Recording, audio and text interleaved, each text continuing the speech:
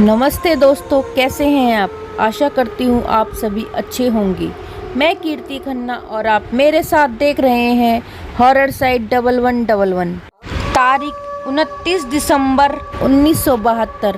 Eastern airlines flight number 401 अपनी सारी सुविधाओं के साथ 163 यात्रियों और 13 क्रू मेंबर को लेकर तैयार होती है।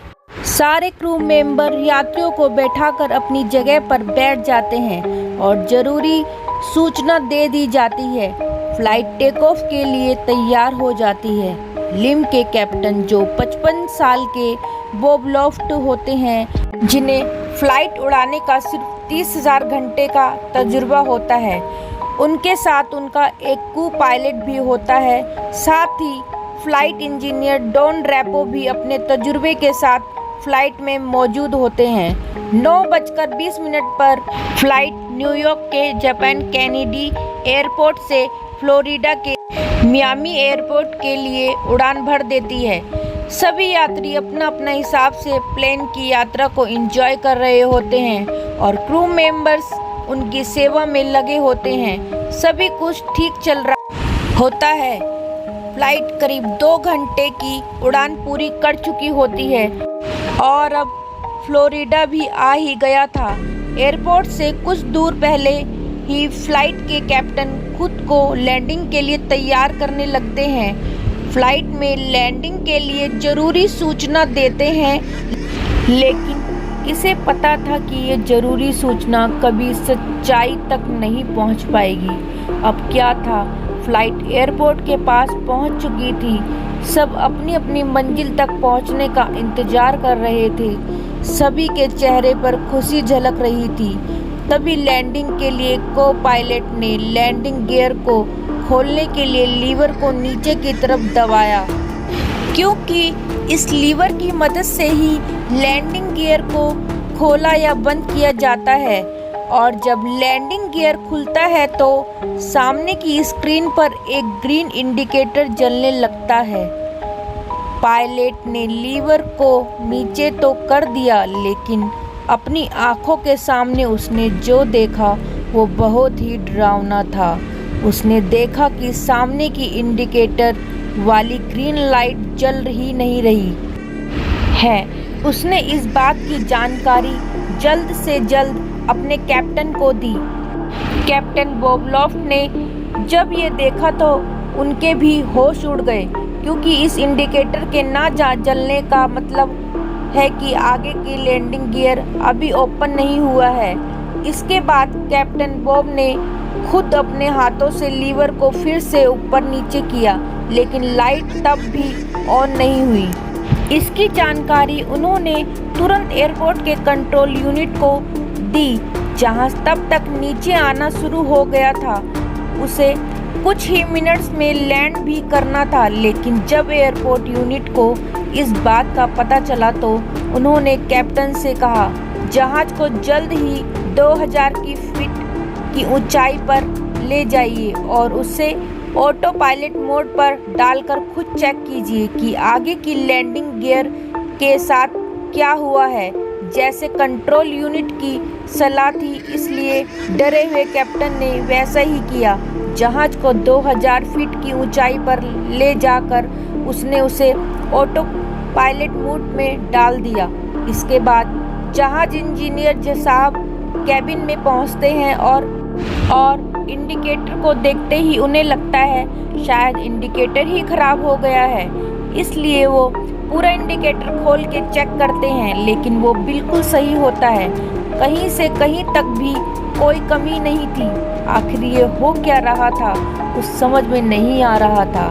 इसके बाद उन्होंने प्लेन का वो बटन दबाया जिसे दबाने पर प्लेन पर लगी हुई हर लाइट ऑन होकर ये बताती है कि सब कुछ सही से काम कर रहा है, लेकिन इस बार भी वो ग्रीन लाइट नहीं जलती। इसके बाद प्लेन के कैप्टन ने इंजीनियर साहब को प्लेन के सबसे बॉटम कैबिन में जाकर वहां से आगे की लैंडिंग गियर को देखने के लिए कहा।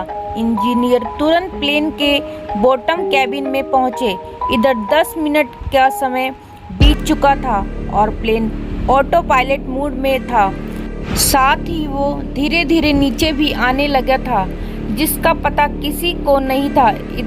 इधर इंजीनियर ने जो देखा वो सच कहे तो मौत ही थी।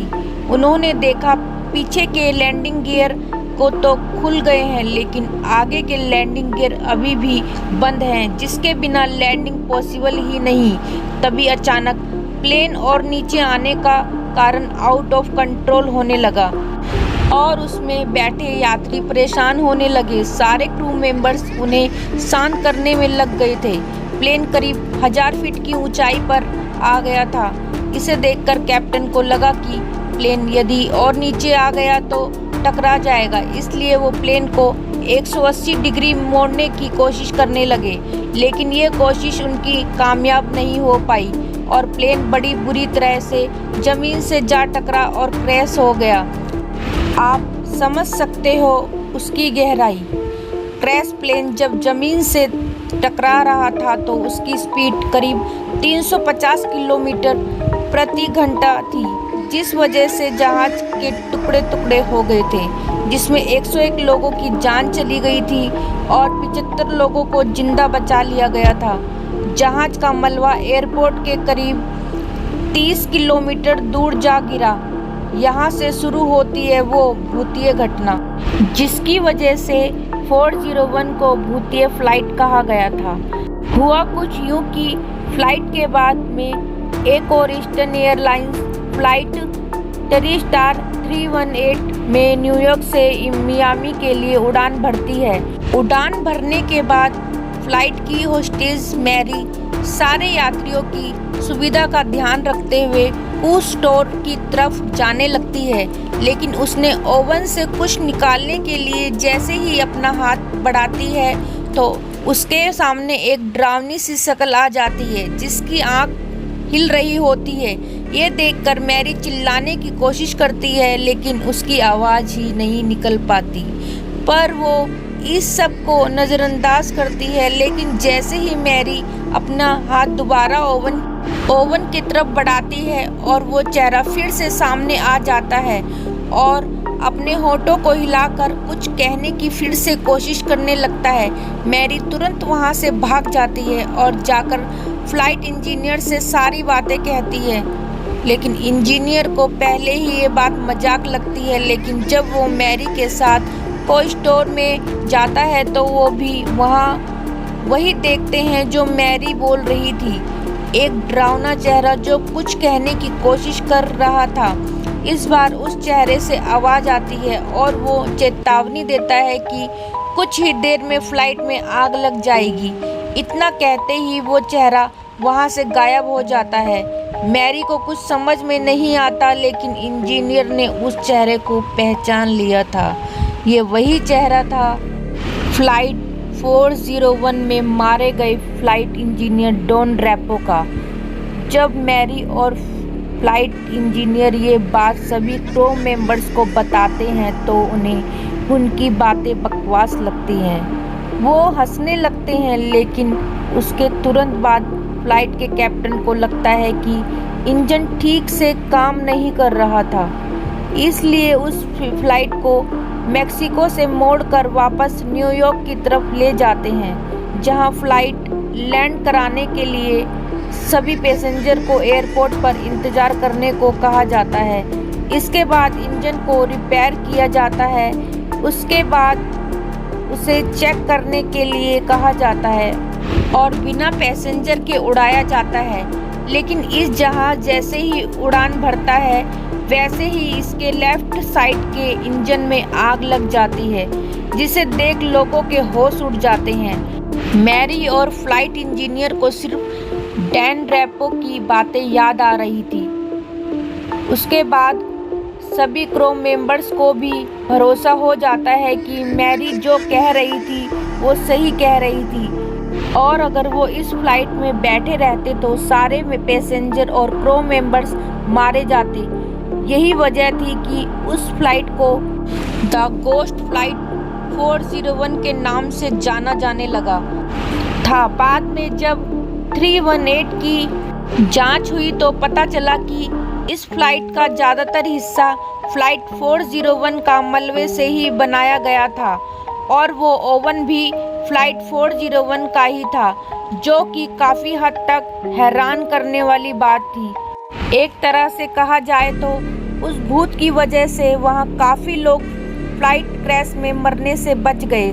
ये वही डैन ड्रैपो थे जिनकी वजह से सभी पैसेंजर को राहत की सांस मिली। कौन कौन मानता है कि सच में भूत होते हैं?